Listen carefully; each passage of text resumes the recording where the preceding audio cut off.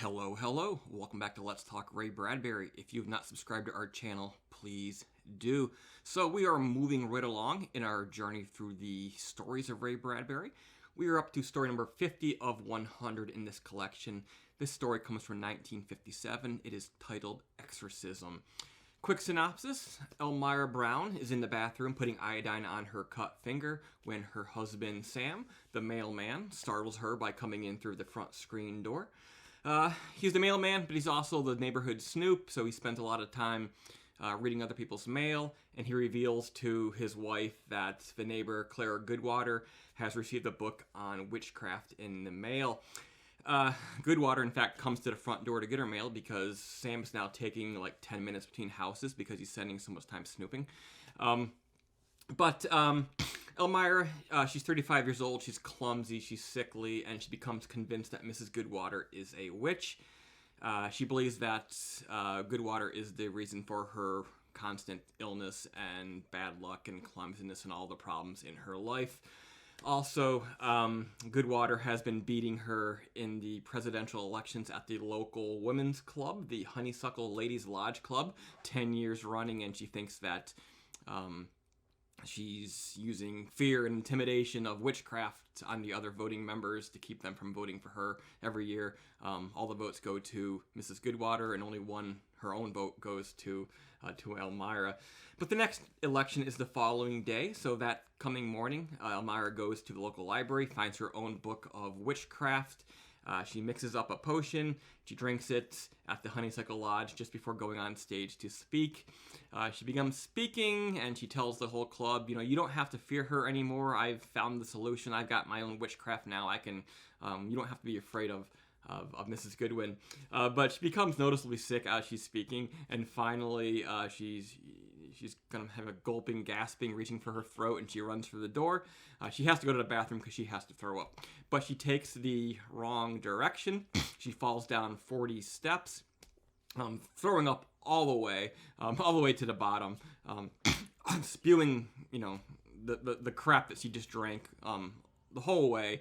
And when they find her, or when she wakes up, she's at the bottom, laying in her own puke, but her head is laying on Mrs. Goodwater's lap.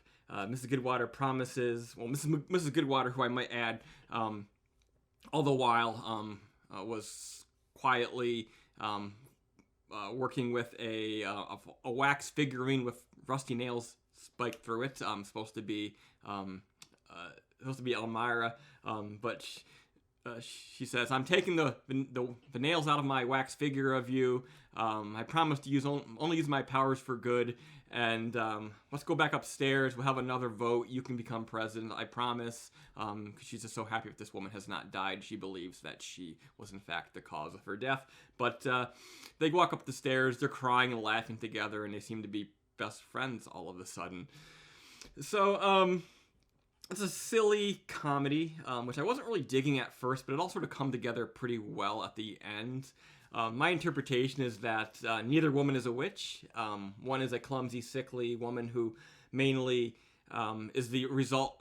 Her sickness and her clumsiness is her own damn fault most of the time, such as mixing up a potion and drinking it and making herself sick.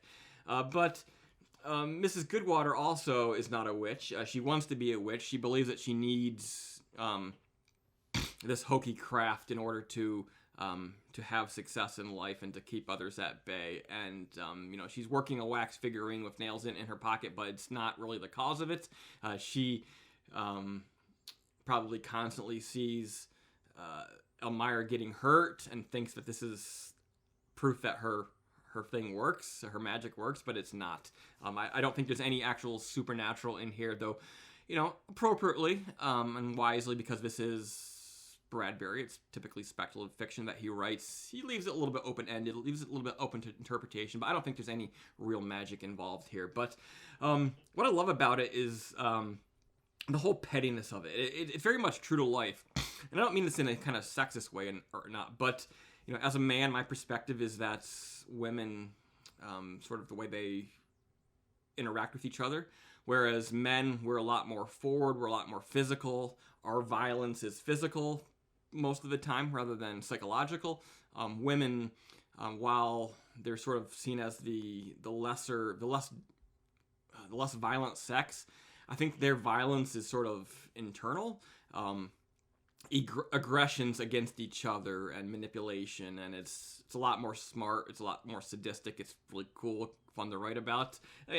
It's stereotypical, but there is some truth to it, psychologically speaking. I listen to a lot of like psychology lectures and things, and women very much are, that is how typically women are more likely to interact with each other in that way. But on a less scientific level, it's pretty much the way we see things occur in both art and in real life. And women have these feuds against each other where nothing is said, but yet they somehow manage to hate each other just by looks. And I think they pick up on things that we don't necessarily pick up all the time as men, at least not most men.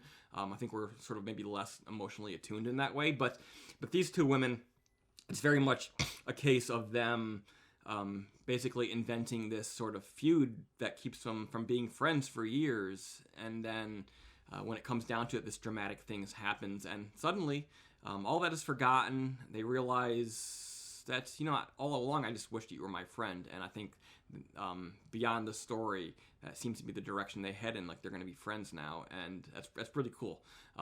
The way that sort of that switch flips, where you go from enemy with unspoken hatreds and rivalries, and then suddenly you're all things cool. so I really much like that. And then, but it also, what does it say about men that her husband, the mailman, is nosy, and he sort of feeds this paranoia of his wife by telling her what she gets in the mail, books on witchcraft and such as that. So what does it say about guys? What is his motive there? Is he stirring the pot?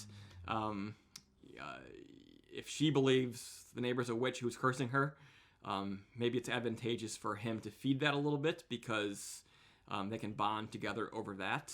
But also, he doesn't have to share her with other women if his wife doesn't have friends and thinks that she's an outsider. But now, in all likelihood, if the story were to continue, they'd have another vote. Elmira might be elected president, but she's definitely more friendly with these people now, and she could spend all of her time with them instead of with him. So it's a little bit of give and take in either case. But yeah, that was Exorcism from 1947. That was story number 50 of 100, so we are halfway through this collection. I'm going to jump into the second half of the collection very, very shortly with The Happiness Machine, also from 1957. So thank you for watching. Please come again, please subscribe, and I'll see you again soon.